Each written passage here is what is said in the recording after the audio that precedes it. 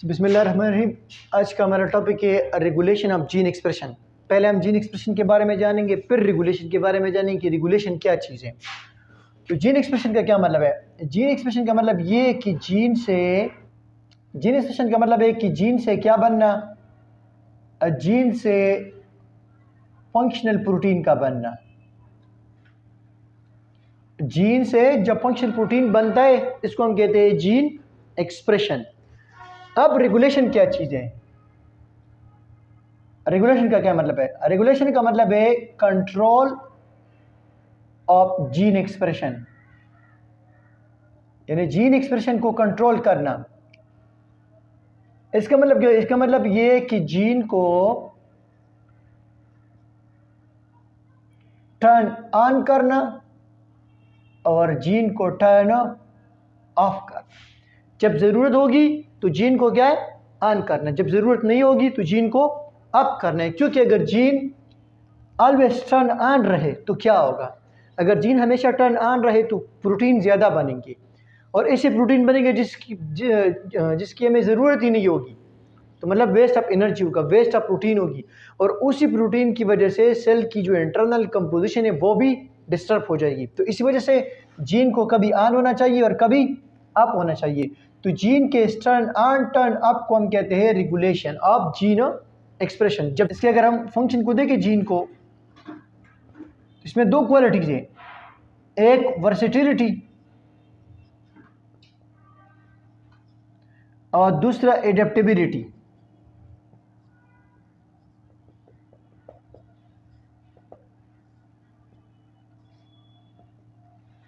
Versatility का मतलब ये है कि हमारे बॉडी में जीन जो है मुख्तलिफ किस्म के काम करते हैं। बॉडी में देखो जितने भी एंजाइम्स हैं सारे के सारे कौन बनाता है? यही जीन बनाते हैं। तो जीन का काम क्या है? वर्सटाइल, मतलब जीन बहुत ज़्यादा काम करते हैं। लेकिन यहाँ पे देखो जीन एक्सप्रेशन में या जीन में एडाप्टेबिलिटी भी पाई जाती है। Adaptability mean work according to condition. Adaptation से निकला है, यानी कंडीशन के मुताबिक काम करना। कैसे? जब ज़रूरत होगी तो जीन क्या हो जाता है? ऑन हो जाता है। जब ज़रूरत नहीं होती तो जीन क्या हो जाता है? ऑफ हो जाता है। आगे हम पढ़ेंगे कि किस तरह ये ऑन होता है, किस तरह ये ऑफ होता है। लेकिन जीन में ये दो क्वालिटीज़ होती है, वर्सेटिलिटी और एडेप्टेबिलिटी। एक और बात कि ये जीन जो है ये सेलुलर डिफरेंशिएशन में भी रोल प्ले करते हैं। कब? एम्ब्रियोनिक कंडीशन में। एम्ब्रियो में अगर हम देखें, पहले जाइगोट बनता है। पहले क्या बनता है? जाइगोट। ये एक इब्तिदा में सिर्फ एक ही सेल बनता है जिसको हम कहते हैं जाइगोट। यही जाइगोट, इसमें फिर डेवलपमेंट शुरू हो जाती है, सेल डिवीजन शुरू हो जाती है। तो इससे मुख्तलिफ किस्म के सेल्स बनते हैं। अब इसमें फर्दर जब हो जाते हैं ऑर्गेनोजेनेसिस जब शुरू हो जाती है, तो ऑर्गेनोजेनेसिस में मुख्तलिफ किस्म के आर्गन बनते हैं। हर एक आर्गन अपना अपना काम करते हैं। क्यों? क्योंकि हर एक आर्गन के क्या होते हैं? हर एक आर्गन के स्पेसिफिक सेल्स होते हैं। Muscle cells, neuron cells, stomach cells, ठीक है, और किडनी वाले सेल्स, और इस तरह बॉडी में जितने भी हार्ट सेल्स, इस सारे के सारे सेल्स एक दूसरे से क्या है? डिफरेंट है। तो मॉर्फोलॉजिकली ये डिफरेंट क्यों हो गए हैं? Due to gene expression. कुछ जीन एक्सप्रेस हो गए, कुछ एक्सप्रेस नहीं हुए। तो ये सेल्स जो बनते हैं, मतलब मुख्तलिफ किस्म से के सेल्स क्यों बनते हैं? ये ड्यू टू जीन एक्सप्रेशन। कि कुछ जीन एक्सप्रेस हो जाते हैं तो एक किस्म का सेल्स बन जाता है, कुछ जीन सप्रेस हो जाते हैं तो दूसरे किस्म का सेल बन जाता है। तो ये जो सेल्स बनते हैं ये due to activation of gene या स्विच ऑन और switch off off gene. Sir हमारे जिस्म जो है जो मुकम्मल डेवलप हो जाते हैं, तो इसका मतलब है कि हमारे सारे जीन एक्सप्रेस हो चुके हैं। हमारे सारे जीन एक्सप्रेस हो चुके हैं, लेकिन डिफरेंट सेल्स में डिफरेंट जीन एक्सप्रेस हो चुके हैं। एक ही सेल में सारे जीन एक्सप्रेस नहीं हो सकते। यानी हर सेल में जो 46 क्रोमोसोम है, वो 46 क्रोमोसोम हर सेल में उस पर सब एक जैसे जीन मौजूद है, मगर हर सेल में वो डिफरेंट तरह से एक्सप्रेस होते हैं। बिल्कुल, हर सेल में डिफरेंट तरह से, बिल्कुल ठीक है। हर एक सेल में यही 46 क्रोमोसोम है, लेकिन एक सेल में कुछ जीन एक्सप्रेस हो जाते हैं, दूसरे में कुछ और एक्सप्रेस हो जाते हैं, तीसरे में कुछ और एक्सप्रेस हो जाते हैं। तो उसी की वजह से सेल्स क्या है, डिफरेंट काम करते हैं। और इसी वजह से मतलब सेल का फंक्शन और सेल का स्ट्रक्चर ये क्यों चेंज होता है, ये ड्यू टू जीन एक्सप्रेशन, कि कुछ जीन स्विच ऑन हो जाते हैं, कुछ ऑफ हो जाते हैं। तो मतलब जीन एक्सप्रेशन ये वर्सेटिलिटी में भी रोल प्ले करती है, अडेप्टेबिलिटी में भी रोल प्ले करती है, सेलुलर डिप्रिशिएशन में भी रोल प्ले करती है, और मॉर्फोजेनेसिस में भी रोल प्ले करती है। मॉर्फोजेनेसिस मीन डिफरेंट टाइप के सेल बनना, डिफरेंट टाइप के काम करना, डिफरेंट टाइप के सेल्स का बनना शेप के लिहाज से। मॉर्फोलॉजिकली सेल जब डिफरेंट हो जाते हैं। अच्छा, मैकेनिज्म पढ़ेंगे, mechanism of gene expression, gene regulation.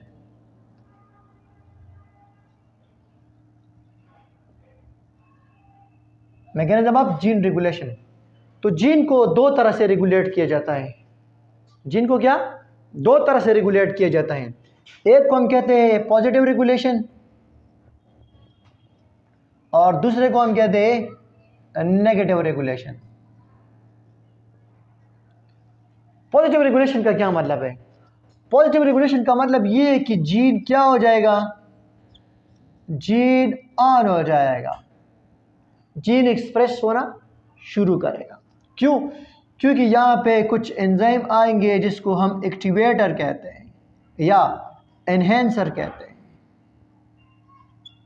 Activator या एनहेंसर या इंड्यूसर। एक्टिवेटर आगे जीन को स्टार्ट करते हैं, या एनहेंसर जीन को स्टार्ट करते हैं, तेज करते हैं, इंड्यूसर जीन को ऑन करते हैं। तो जब जीन ऑन हो जाता है, जीन एक्सप्रेशन शुरू कर लेता है, इसको हम कहते हैं क्या, positive gene regulation, positive gene regulation. और जब जीन जो है वो क्या हो जाता है, जब जीन अप हो जाता है, एक्सप्रेस नहीं होता। क्यों? क्योंकि इसी कंडीशन में भी कुछ एंजाइम्स आ जाते हैं, कुछ केमिकल आ जाते हैं, जिसको हम क्या कहते हैं, inhibitors, suppressor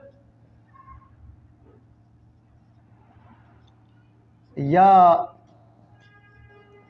silencers. Inhibitor, suppressor या साइलेंसर ये एंजाइम्स होते हैं। ये जीन को क्या करते हैं, अप करते हैं, एक्सप्रेशन से रोकते हैं। जब जीन एक्सप्रेस नहीं होता तब इसको हम क्या कहते हैं, नेगेटिव जीन रेगुलेशन। नेगेटिव पर क्या लिखेगी, होड़े आसान खबर है ना। अच्छा, पॉजिटिव नेगेटिव दोनों के एग्जाम्पल देता हूँ, ठीक है। ये देखो, फॉर एग्जाम्पल अभी फहद ने खाना खाया, तो क्या होगा, शुगर लेवल राइज होगा कि नहीं होगा, होगा। तो आपके फहद के पेनक्रियाज में क्या होगा, एक जीन जो है वो ऑन हो जाएगा। कौन सा जीन ऑन हो जाएगा, इंसुलिन ऑन हो जाएगा कि नहीं हो जाएगा। ये आपके ग्लूकोज लेवल को क्या करेगा, ब्लड से कम करेगा, नॉर्मल की तरफ लाएगा। आप जब अब अभी क्लास ले रहे हो, भूख लग जाएगी, ठीक है, दोबारा से जो खाना खाए वो हजम हो जाएगा, एनर्जी सारी ख़त्म हो जाएगी, ठीक है। तो फिर जब इंसुलिन की ज़रूरत नहीं होगी, ठीक है, तो क्या करेगा, पैनक्रियाज जो है वो इंसुलिन जीन को क्या करेगा, स्टॉप करेगा। तो इसको हम कहते हैं नेगेटिव जीन रेगुलेशन। इंसुलिन की प्रोडक्शन शुरू हो गई, पॉजिटिव जीन रेगुलेशन। इंसुलिन की प्रोडक्शन रुकी गई, negative gene regulation. Gene regulation के लिए एक एग्जांपल लेते हैं। एग्जांपल हम बैक्टीरिया से लेंगे, ठीक है। और बैक्टीरिया भी यहाँ पे जो एग्जांपल आप लोगों की बुक में दिए वो है लेक ओपेरान। लेक ओपेरान, ठीक है। इसका क्या मतलब है,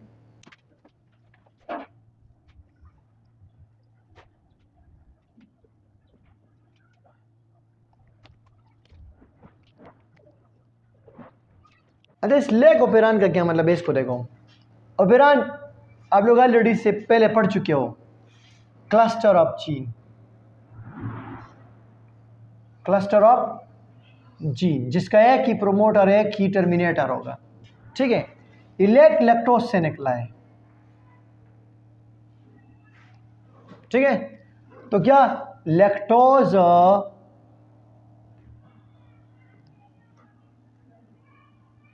मेटाबॉलिज्म के लिए जो क्लस्टर ऑफ जीन है वही हम एग्जांपल ले रहे हैं। लैक्टोज की मेटाबॉलिज्म के लिए जो क्लस्टर ऑफ जीन है वो हम यहाँ पे एग्जांपल ले रहे हैं। ठीक है। अब याद रखो लैक्टोज की मेटाबॉलिज्म के लिए ये 3 जीन जरूरी है। एक का नाम जेड। जेड क्या करेगा? ये जेड जब एक्सप्रेस होता है तो ये एक एंजाइम बनाता है जिसको हम कहते हैं बीटा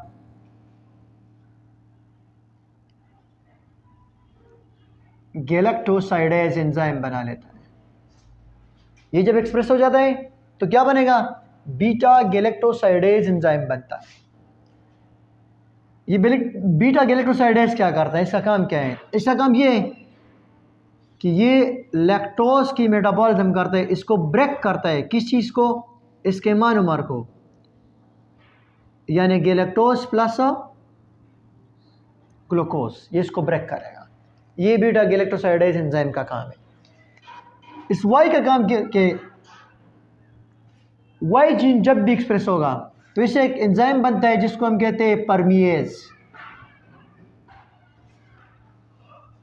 वाई जीन जब एक्सप्रेस होता है तो ये एंजाइम बनाता है कौन सा? परमिएज। परमिएज क्या करता है? It make E coli cell permeable to lactose. ये बैक्टीरियल सेल को क्या कर रहा है? लैक्टोज के लिए परमिएबल करेगा, मतलब लैक्टोज बैक्टीरियल सेल के अंदर आ सकता है। ठीक है। और ये ए जब एक्सप्रेस होता है तो इससे एक एंजाइम बनता है जिसको हम कहते हैं ट्रांस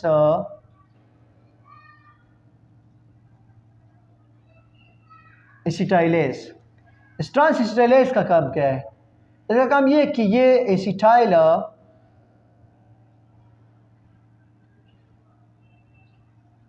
कोएंजाइम ए इससे एसिटाइल को हटा के किसको देगा? बीटा गैलेक्टोसाइडेज को देगा। अब इस लेगोपेरॉन के लिए ये जगह, ये जो ओ मैंने लिखा है, इसको हम कहते हैं operator region. Operator region bacteria में ये भी होता है। और ये जो पी मैंने लिखा है, पी का मतलब क्या है? पी का मतलब है प्रोमोटर, यानी जहाँ पे आरएनए पॉलीमरेज एंजाइम अटैच होता है वो प्रोमोटर। अब यहाँ पे देखो ये जो है ये यहाँ से यहाँ तक ये कौन सा जीन है? ये लेकोपेरान है। ये लेकोपेरान है। जबकि यहाँ पे इसके साथ दूसरा ये देखो, ये एक और जीन है जिसको हम आई जीन कहते हैं। और ये इसका क्या है? ये इसका प्रोमोटर है। ये इसका प्रोमोटर है। अब डिफरेंट सिचुएशन स्टडी करेंगे। अच्छा, अब हम पढ़ेंगे कि लेकोपेरान किस तरह कंट्रोल होता है। ठीक है। ये जो लेकोपेरान की डिटेल थी, लेकोपेरान किस तरह एक्सप्रेस होता है। अब यहाँ पे देखो केस क्या है? लेट्स सपोज एक ऐसा केस है, बैक्टीरिया जिस माहौल में है, बैक्टीरिया क्या जिस माहौल में है वहाँ पे लैक्टोज नहीं है, वहाँ पे लैक्टोज नहीं है, तो बैक्टीरिया के अंदर भी लैक्टोज नहीं होगा, ख़त्म हो जाएगा सारा। ठीक है। केस क्या है? नो लैक्टोज, लैक्टोज नहीं है। जब लैक्टोज नहीं है तो क्या होगा? ये वाला जीन जो है, ये आई जीन, ये एक्सप्रेस हो जाएगा, तो इससे बनेगा एमआरएनए। इसे क्या बनेगा? एमआरएनए बनेगा। ठीक है। ये एमआरएनए क्या करेगी? ये एमआरएनए एक प्रोटीन बनाएगी जिसको हम क्या कहते हैं? इनहिबिटर। ठीक है, या सप्रेसर। ठीक है। अब ये प्रोटीन क्या करेगा? बोर्ड की तरफ देखो, फिर समझ नहीं आएगी। ये प्रोटीन आके यहाँ पे इस ऑपरेटर रीजन के साथ अटैच हो जाता है। ये क्या? अब ये ऑपरेटर रीजन के साथ अटैच हुआ। ठीक है। अब ये जब ऑपरेटर रीजन के साथ अटैच हुआ तो ये ऑपरेटर रीजन क्या हो गया? ब्लॉक। अब अगर आरएनए पॉलीमरेज यहाँ पे अटैच भी हो जाए तो वो आगे नहीं जा सकता, आगे नहीं जा सकता। तो क्या ये लेग ओपेरॉन एक्सप्रेस होगा? नहीं होगा। लेग ओपेरॉन क्या होगा? एक्सप्रेस नहीं होगा। तो ये इस आई जीन जब एक्सप्रेस हुआ, इसने यहाँ पे लेग ओपेरॉन को क्या किया? लेग ओपेरॉन के लिए शो किया नेगेटिव जीन रेगुलेशन, यानी लेग ओपेरॉन को ब्लॉक किया कि तुमने एक्सप्रेस नहीं होना। अच्छा, अब हम लेते हैं केस 2, दूसरा केस लेते हैं, सेकंड केस क्या है? लैक्टोज प्रोवाइड हुआ, बैक्टीरिया जिस माहौल में, उसमें माहौल में लैक्टोज प्रोवाइड हो गया। अब कुछ लैक्टोज जो है ये बैक्टीरिया के अंदर आएगा, लैक्टोज बैक्टीरिया के अंदर आ गया। जब आ जाएगा तो पहले से कुछ बीटा गैलेक्टोसाइडेज ये क्या करेंगे? ये बीटा गैलेक्टोसाइडेज इसी लैक्टोज को एक और फॉर्म में कन्वर्ट करेगा, आइसोमेरिक फॉर्म में, जिसको हम कहते हैं एलो लैक्टोज। याद रखिए, बीटा गैलेक्टोसाइडेज दो काम करता है यहाँ पे। ये लैक्टोज की ब्रेकिंग भी करता है, मेटाबॉलिज्म करके इसकी ब्रेकिंग भी करता है, ठीक है, और ये लैक्टोज को आइसोमेरिक फॉर्म में भी कन्वर्ट करता है। तभी ये क्या बनाया? एलो लैक्टोज बनाया, ठीक है। तो ये मेरे पास एलो लैक्टोज बन गया। अब यहाँ पे आ जाओ, यहाँ पे आरएनए पॉलीमरेज अटैच हुआ, ठीक है। तो इस आई जीन की क्या बनी? एमआरएनए बन गई। आई जीन की क्या बनी? एमआरएनए बन गई। जब आई जीन की एमआरएनए बन गई तो इसी एमआरएनए से क्या बना? इनहिबिटर बना, ठीक है, इनहिबिटर बना। अब इनहिबिटर क्या करेगा? ऑपरेटर साइड पे अटैच होगा, लेकिन यहाँ पे क्या होगा? ये एरोलैक्टेज आके इसको क्या करता है? ये इसको ब्लॉक करता है। इसको क्या करता है? ब्लॉक करता है। जब यहाँ पे ये ब्लॉक हुआ, यहाँ पे ये ब्लॉक हुआ, तो यहाँ पे क्या अटैच हो जाएगा? आरएनए पॉलीमरेज अटैच हो जाएगा, ठीक है। जब आरएनए पॉलीमरेज अटैच हो जाएगा तो यहाँ पे क्या बनेगा? एक एमआरएनए बन जाएगी, ठीक है। अब इंतहाई इंपॉर्टेंट पॉइंट, इस एमआरएनए में देखो, ये जगह कौन से प्रोटीन के लिए रिस्पॉन्सिबल है? ये जगह बीटा गैलेक्टोसाइडेज के लिए रिस्पॉन्सिबल है। अब यहाँ से यहाँ तक ये दूसरा रीजन, ये परमेज के लिए रिस्पॉन्सिबल है, ठीक है। और यहाँ से यहाँ तक ये ट्रांस एसिटाइलेज के लिए रिस्पॉन्सिबल है। तो यहाँ पे इस एमआरएनए में कोड कितने प्रोटीन के लिए है? 3 के लिए। एमआरएनए एक है और कितने प्रोटीन बनेंगे? 3 प्रोटीन बनेंगे। तो इसी वजह से इस एमआरएनए को हम कहते हैं पॉलीसिस्ट्रॉनिक।